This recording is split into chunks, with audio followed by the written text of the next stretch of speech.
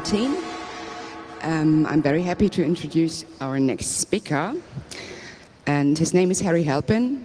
He's the founder of NIM and the project coordinator of the Next Leap. And he's talking about fighting back against Libra, decentralizing Facebook Connect, NIM anonymous authentication credentials. And I'm happy he's here. Please give a big applause for Harry Halpin. Okay. So it's always good to be back at Chaos Computer Camp.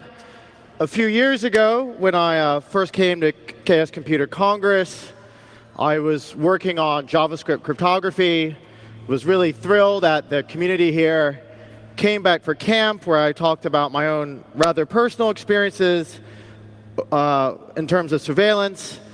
And over the last few years, what I've been up to with a lot of other people who will congratulate at the end and who really have done a huge amount of work is we've been trying to build something which I think Chaos Computer Congress inspired me to work on, decentralized privacy-enhancing technologies. And in particular, we're going to look at the case of Facebook as a whole, but in particular what we believe is the most dangerous part of not only Facebook, but all of the centralization inside of Silicon Valley, which is their identity systems, in particular Facebook Connect.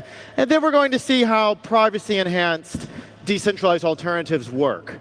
So fighting back against Libra.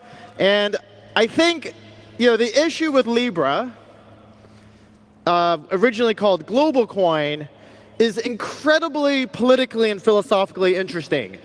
It signals that the nation-state order that arose in Germany at the Treaty of Westphalia is collapsing, and that now private companies are now taking over parts of infrastructure and parts of services that were traditionally provided by governments.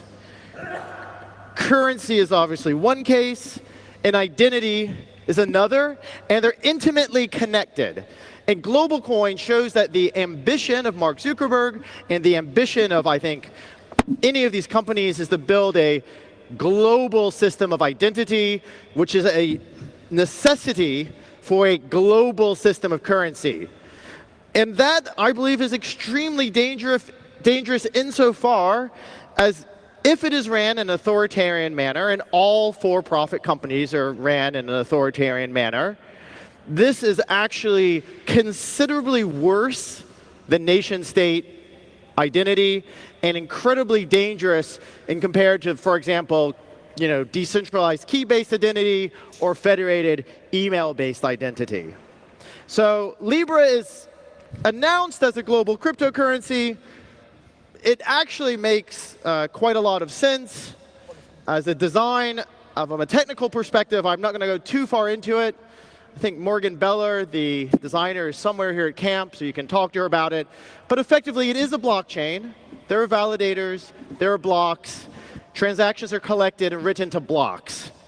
On that level, not actually particularly interesting. Uses a fast consensus algorithm, which has the rather hilarious name HotCrap, and is essentially the validators confirm transactions. And this is where it gets interesting, because the validators are the exact same companies and, to some extent, investors and startups that really power surveillance capitalism.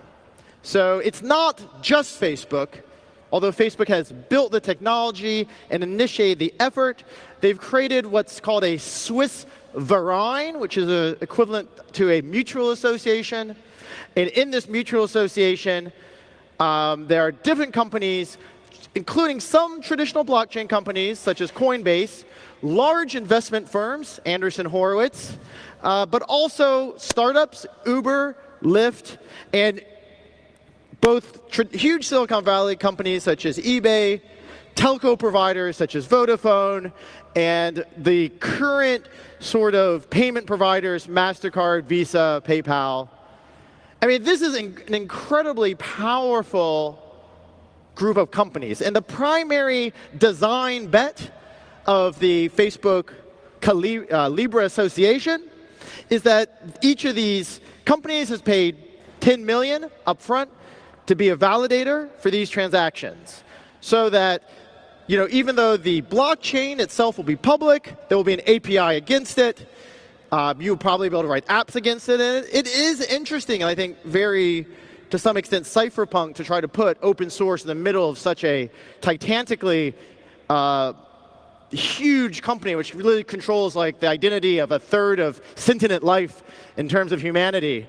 Nonetheless, these are the companies that we're trusting to validate the transactions. So on that level, it's not exactly decentralized.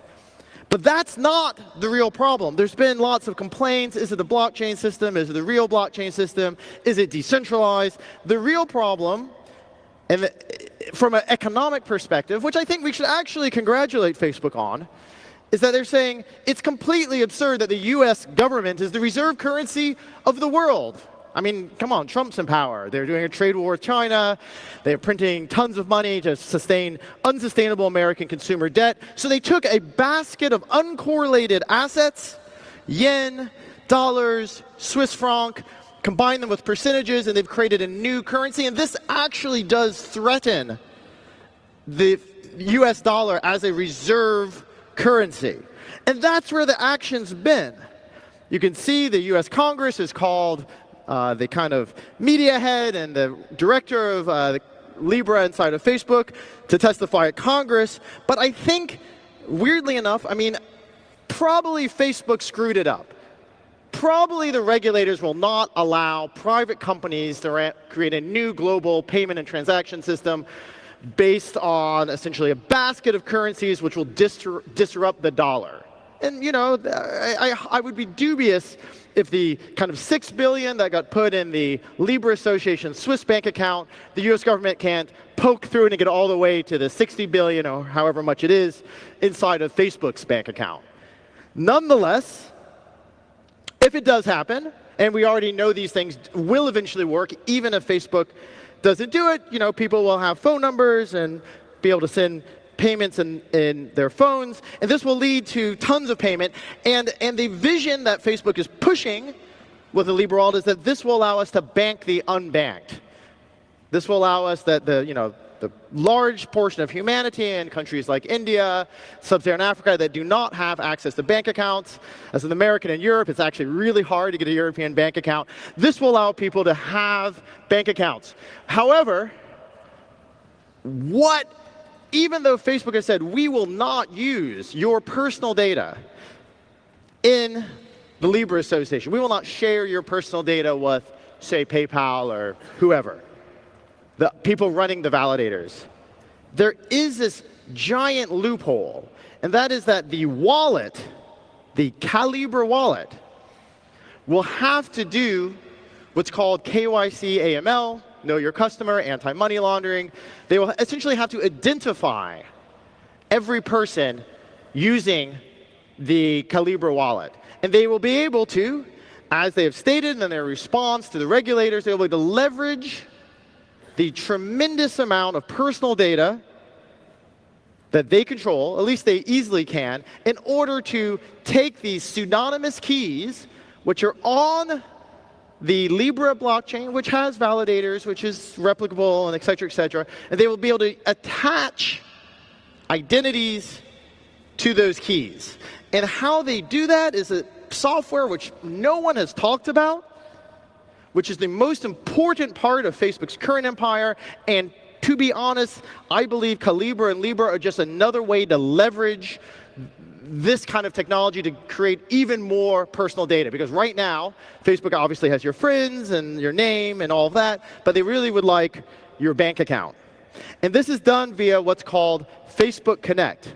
Everyone who uses the app, typically signs in with Facebook Connect, and there are probably as many Facebook Connect, or on the same magnitude at least, Facebook Connect transactions as there are Visa transactions. This is the identity system of the internet currently for the vast majority of users, whether we like it or not. And as hackers, as programmers, as people who want to change the system, we should understand this incredibly vital technology and build alternatives. So the technology is built on a very innocent standard called IETF OAuth, which stands for Web Authorization. And what OAuth is, it was invented, a good friend of mine, another great anarchist program called Blaine Cook, was working at Twitter.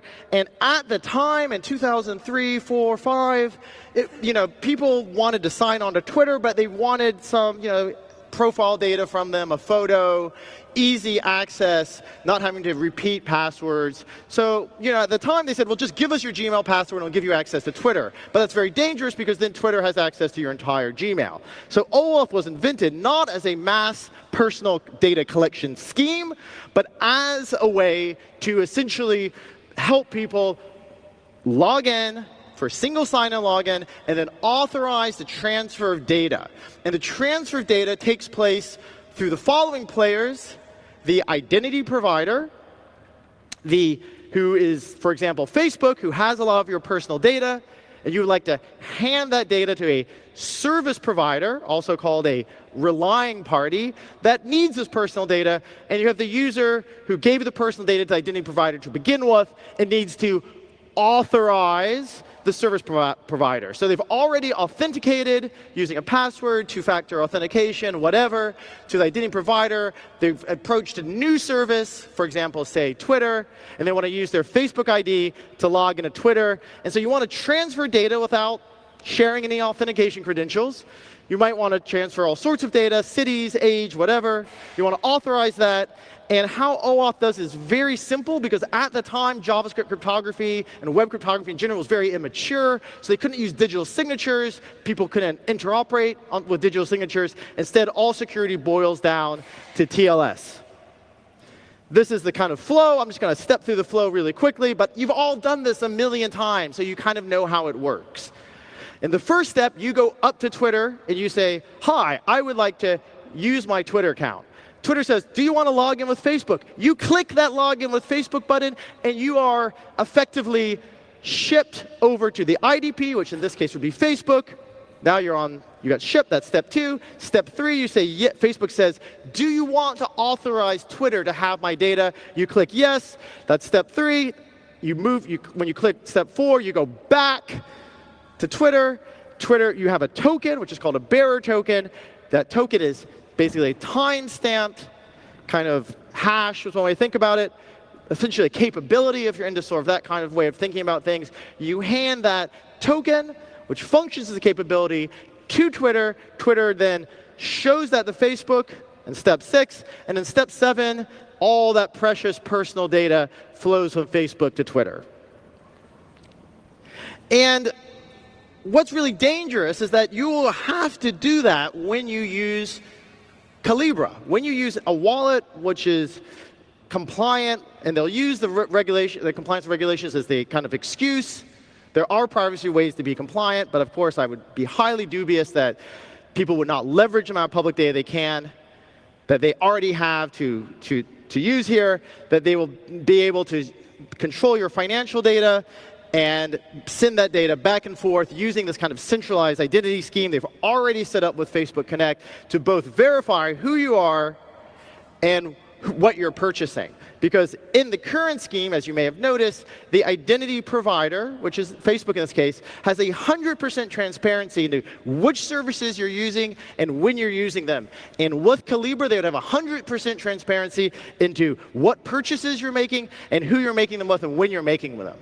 And that, of course, is a tremendous amount of very valuable data currently spread in a heterogeneous manner among various banks. It seems to be a great business ploy to push that all together inside of Facebook. And, we have to do something here, I think, to prevent what will be effectively a totalitarian identity system on a scale that we have never seen before. It will destroy, people can think however they want about the blockchain space, but essentially attaching Facebook identities via Facebook Connect to pseudonymous keys will kill innovation in the blockchain space. It will divide the blockchain into essentially a mass market identified blockchain. And it will be, to be honest, total nonsense in terms of the people they're trying to serve. Obviously, people who are in countries such as, India, China, may not have all the identity papers, may not be able to pass normal banking compliance, will also not be able to pass very easily banking compliance for the Libra wallet, and maybe Facebook can help do that via leveraging all this data, but it still seems to be a very flimsy excuse to engage in this truly tremendous amount of data collection. So what we want is we want an alternative. And luckily, cypherpunks have been working on this, along with academic cryptographers, for more than 20 years. So the quote that I like to repeat is that privacy is the power to selectively reveal oneself to the world, which means under your control when you want it, and with whatever data you believe is sufficient for the operations of whatever service you choose to use. And that really is freedom. Otherwise, you will be tracked and services can be censored, and it's exceedingly dangerous. Sorry. So these are the sort of two fundamental problems we have to tackle. One is how do we not create the kinds of activities that people want to do, logging into things, paying for things, without a centralized identity provider like Facebook in the middle. And I hope we'll talk about this briefly, but there was a great talk about yesterday by David Stanton. Even with that, massive, powerful adversaries such as the NSA can just kind of watch the traffic and use that to violate privacy, so we do need some traffic, TCP/IP, UDP level protection as well. So the centralized identity providers, just to repeat, the kind of attacks they can use on ordinary people. They capture identity data. They know exactly which services a user uses, when they use them. They can transfer personal data, ideally with consent, but they don't have to ask for consent technically. And they can even impersonate you to other service providers, and they can censor service providers. They can prevent people from logging in to service providers they may not agree with. Luckily, there is technology, and this is the main technology I'm going to explain. It was created by an obscure London startup. I recommend looking at the Wired article called Chainspace that came out of University College London and was acquired by Facebook. But luckily for us, that software was left open source, and the papers are all published without patents and all of that stuff. And it's very ironic this happened because the researchers that were working on this were funded by the European Commission mostly to create privacy-enhanced decentralized technologies in cities such as Barcelona and Amsterdam to enable citizens to own their own data. So that's kind of the background of where this technology came from. And the particulars technology, some of it also came from another project called NextLeap, which I coordinated, which essentially was trying to say, after the Snowden revelations, how can we build better decentralized privacy-enhanced identity systems? So this is going to be a quick overview. I'm just going to give the intuitions behind the cryptography, but I think you'll probably get something from it. The solutions on a very broad scale is in order to end metadata collection, as mentioned earlier, you need something like Tor, or ideally something even better, such as a mixnet. We're going to focus on authentication. You want privacy-enhanced transfer of any data under absolute user control. That's why we're going to use anonymous authentication credentials. And you want tokens, which can basically subsidize the whole system. Make sure that's sustainable and people can do transfer in a privacy way, privacy-enhanced manner.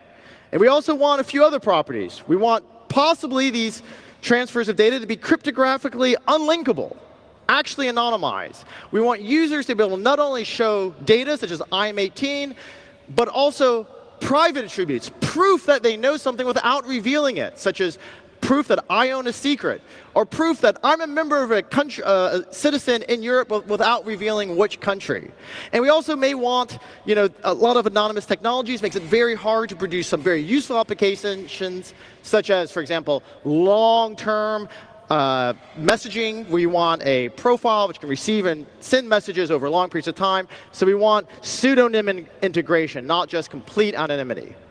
So anonymous authentication credentials have been around for a very long time. The initial work was, of course, done by David Chaum, who's one of the fathers of the modern cypherpunk movement and most of the interesting work we see in cryptography, including mixnets that we're now finally getting to market. But what they do is a very simple blinded signature scheme where you basically have some credentials, you verify that these credentials are true, these attributes such as age, name, citizenship, and the blinding basically prevents the issuer to kind of know exactly what the credentials are. They can just show that they have been issued correctly, that they are indeed correct, and that other service providers can verify them. But the problem is every time you reshow that credential, you allow yourself to be linked. Again, blind signatures, you see the same, even if you see the same ciphertext more than once, you can look at the byte pattern in the ciphertext and link it. So luckily there's been some really amazing work that's been more research papers I can possibly go into, primarily by Jan Kamenisch and many other people, talking about blinded showing, which allows multiple shows of the same credential. And that's really, I think, a wonderful work, but it's very complicated. And we're going to talk about some new work that uses algebraic MACs, which is, we think, much more efficient, but not decentralized. And then we're going to discuss how we can make it decentralized. OK, so the big picture is you have the user wants to prove that they have some attributes. They get a certified credential from what we call the issuer. So this is sort of a standard, what we would call Sigma protocol game, if you're familiar with cryptography. You show these assertions to a verifier, could be the third-party service provider, such as Twitter, and then the verifier can, for example, check that these are correct. And the intuition is that unlike when I go to, for example, a bar in the United States, or I go to vote, I show you my ID card, but all you really want to know is the age. Instead, you get my name and my date of birth and where I was born. We allow you just to show just the age, and they learn nothing else. So we can use MACs, which are essentially a symmetric cryptographic authentication mechanism, which can guarantee integrity and authentication and symmetric crypto, to sort of make this work in a privacy-enhanced fashion, but we need a little bit extra. So we want to be able to effectively,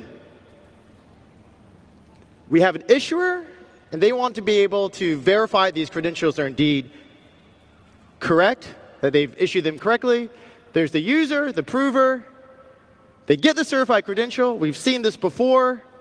And they can make some assertions, which can be proven. But there's a secret MAC key, which is then used to essentially MAC the credential. And we use a new cryptographic formulation, which we'll discuss right now, called algebraic MACs, to basically make it private. Because if you just use a normal MAC, it's a normal signature, and you don't have any privacy over the credential itself. Algebraic MACs allow a number of, basically, the way to think about it is it's a normal MAC, but you can basically make them unlinkable. And they're very efficient, just like MACs typically are very efficient. So you have efficient proofs of MAC creation and efficient proofs of possession. And you use the possession of the MAC as showing an attribute, and the issuer basically uses MACs as the sort of signature over the attribute. And you can do these protocols in the clear for parameters and key generation. If you want the whole paper, it's Sarah Mickeljohn and Melissa Chase, algebraic MACs and keyed verification anonymous credentials. And what we did is we took algebraic MACs and we said, let's make a privacy-enhanced version of Facebook Connect, and we made a system called Unlimited ID, which embeds the attributes into the MAC messages. But we want not only again, we don't want people to be able to say, yes, my name is, my age is, but we also want private attributes, possession of keys. For example, possession of keys which could access a bank account, which could access a financial transaction. And so we take this construction, embed it in the previous setup we saw, and then using the issuing authority, you just kind of run it like you would run it with a normal Mac-based credential. So you ask your prover, yeah, make sure sign off the fact that I'm of age X, that I'm a European citizen, whatever. You get that credential. The algebraic Mac can sort of, with over non-negative zero knowledge proofs, can hide the private attributes. The Mac prevents you from just forging it, from just making it up, so some third party has signed off on it. But you can use an anonymous channel to basically have these algebraic Macs verified. And that's kind of one way to create a centralized version of OAuth, which has privacy. That's the unlimited ID technique. And you can do all sorts of great things. You can rate limit. You can check for duplication. And a lot of these things you can do is by simply embedding various hashes, strings, proof of knowledge of strings and keys into the credential itself. And so, for example, this prevents reuse. So you can sort of say, hey, I can't just keep showing you the credential multiple times. I only show it to you once, which sounds sort of silly, but it actually could be very useful if that credential was, for example, sending money, because then you don't want to, you want to say, hey, yes, I got a bank account. This bank account has, let's say, 30 euros in it, and then I send the anonymous credential to a verifier, and I ship them the money. They don't know, no one who's watching can figure it out. Your bank has verified that you have 30 euros in your account. That 30 euros then transfers to the service provider, but the service provider can then check with the bank to make sure that 30 euros is still there, but you can still maintain your privacy. So there's very good, neat tricks with algebraic Macs, which unfortunately I do not have time to go into. But we're interested not just in a privacy-enhanced alternative to Facebook Connect, but a decentralized and privacy-enhanced version of Facebook Connect. So we want something that's a little bit more complicated. We don't want to have trust in a single third party, even if they don't know anything about us, to be able to hold our keys. So we have a issuing authority, multiple, so you see multiple sort of Bobs, multiple bananas, as is in the screen. We get a threshold signature with multiple signing keys, and then we kind of get that credential, we merge the credential, and then we can show that credential to third parties, service providers. So I'm going to show a little bit of code about how that works. So we have this code for this, and I'm going to explain it on GitHub. But let me just show you a little video while I have a second. So this is what's called a NIM wallet. You can embed even currency, which we call NIMs, into this wallet. And then you basically, this is why this step takes a while, you can ask different validators to validate that you have that money in your wallet. So this is like 3 of 5 validators, or 60 of 100, or we even get kind of pretty good performance when you have up to 10,000 validators. When that validator confirms that transaction, so it confirms it on essentially a blockchain, you can type in how much you want, you get that in a credential, you can embed other stuff such as name and age or whatever else you want, and then you send it. And this is the real trick, you make it privacy enhanced by unlinking it. So you can see there's a re-randomize button. You can click on that button, and the ciphertext itself re-randomizes by simply taking the existing ciphertext and taking it to another exponent. And boom, you've just created an unlinkable, decentralized, privacy-enhanced transaction. And you can send the money to whatever service provider you want. So to go back to the slides.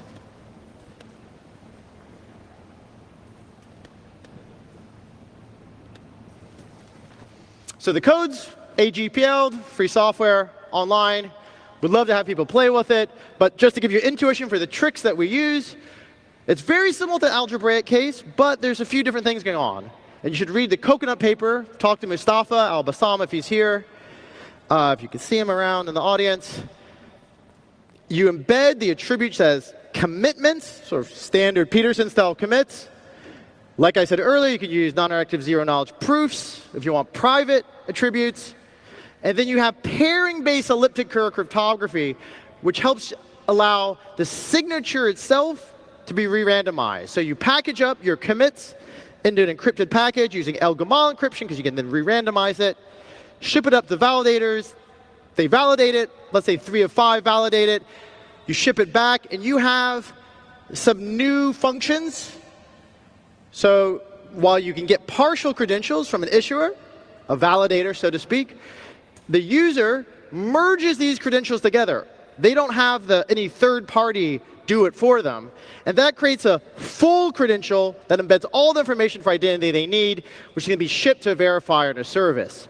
And as I showed in the demo, they can then, the user is under control of re-randomizations, or anytime they want to unlink a transaction, they want no one to connect their validation and their issuing, they just basically hit the re-randomization button, simple explanation, and they can re-randomize the signature itself. And the two other tricks, well-known tricks, which essentially allow this to work, is you use threshold cryptography to achieve decentralization, and in order to achieve verifiability, because you have to, the people who get these credentials, they have to verify that they're really valid, that they actually, someone actually saw something that said you're 18, or you actually do have this amount of money in your bank account.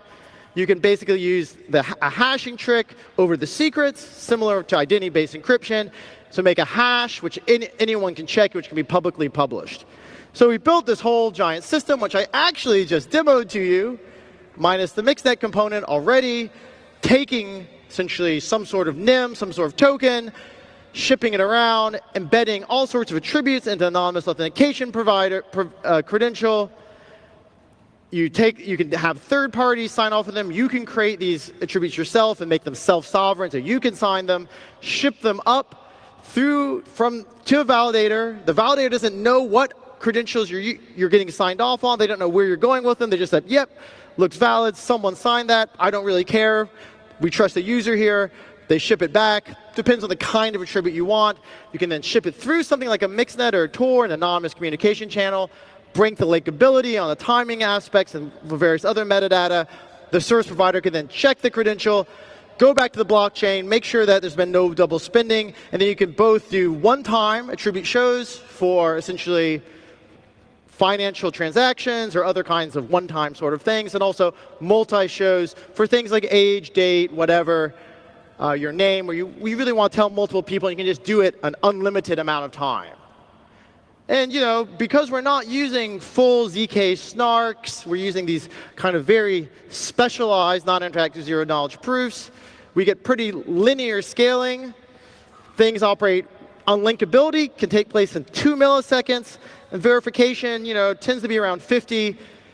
It's a bit more expensive of a procedure because you have to check all the secrets.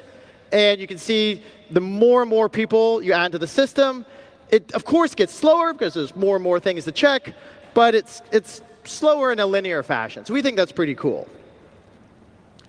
And I think we won't really go into this, but we're really thinking really hard about rewards and how that works, how we can actually make sure that to make privacy enhances services really sustainable. Surveillance capitalism is obviously not sustainable, and neither are US government grants to Tor and other projects. We really need to be able, for privacy-enhancing technologies, to be able to plug into something that looks like Facebook Connect, that's decentralized, that defends user privacy, and then lets them get paid in a way where they don't have to essentially hold user data. For example, if I run a VPN service, I don't want to have anyone's credit card information. I don't want any more personal data, ideally zero. I just want to provide a VPN service and get paid at the end of the month and know there's real users coming through.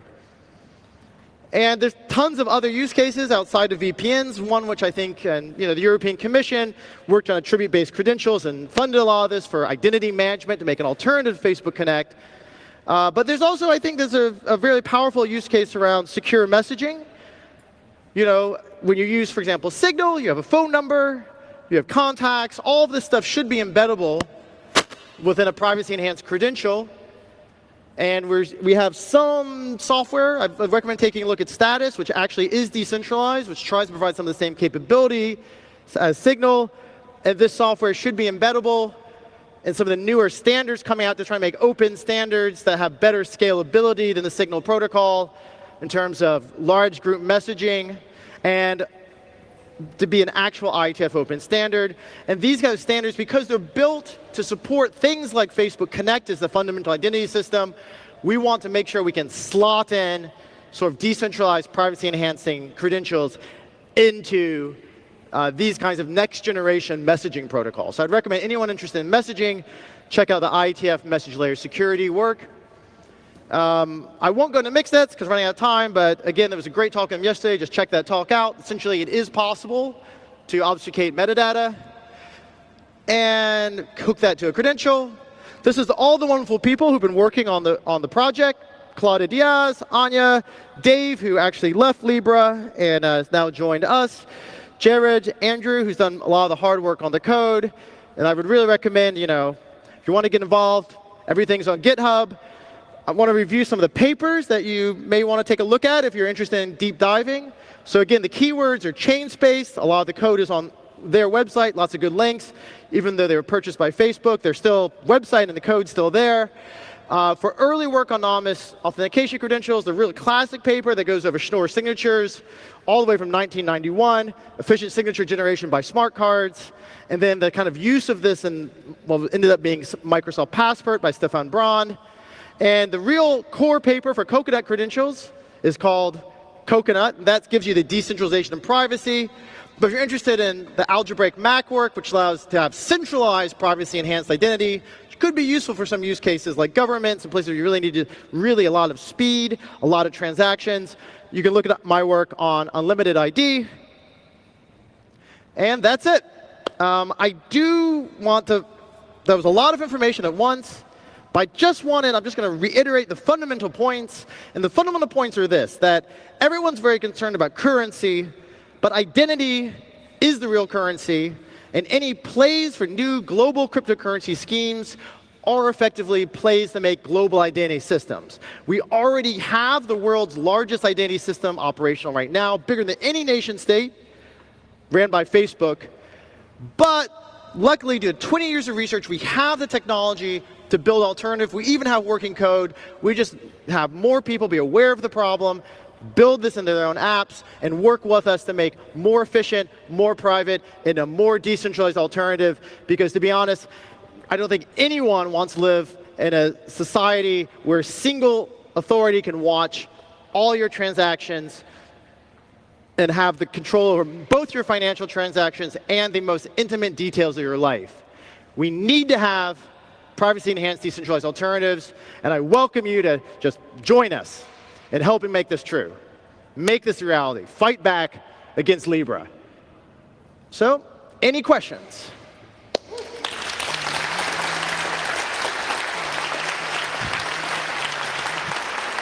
Thank you.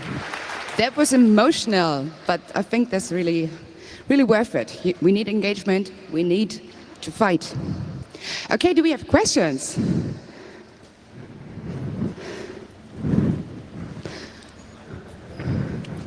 No question? Da leuchtet ein weißes Licht. Ist das mein Signalengel? Hi. Hello.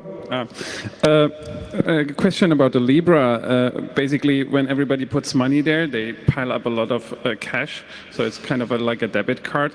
I couldn't find any information about what happens with the money after you give it to Facebook and before you spend it for something. Yeah, so this is something which there hasn't been too much work on in the public because Facebook has published very little about this. That being said, it would likely work as a fractional reserve banking system. So that when you give control over sort of, let's say I give Facebook $50, 50 euros, they can then, have that under their control, or at least the Libra Association control, and then re-lend it out. So that it will effectively lead to mass capital accumulation. By the Libra Association, if you add that by 1/3 of humanity being stuck under Facebook Connect, that's a whole lot of cash, and that's essentially a parallel corporate payment and banking infrastructure, which can rival traditional banking infrastructures. And that's on some level very cypherpunk, and on another level very terrifying. Okay, we have one more question.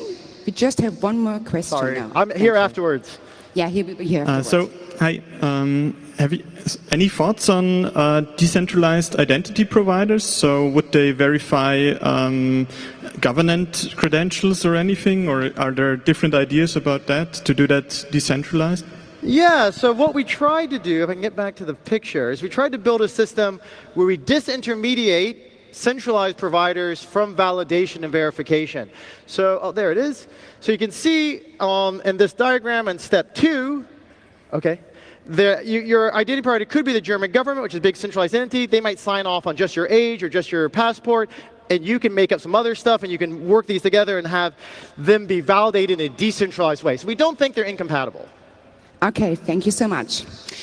He will be here for questions, and thank you for watching.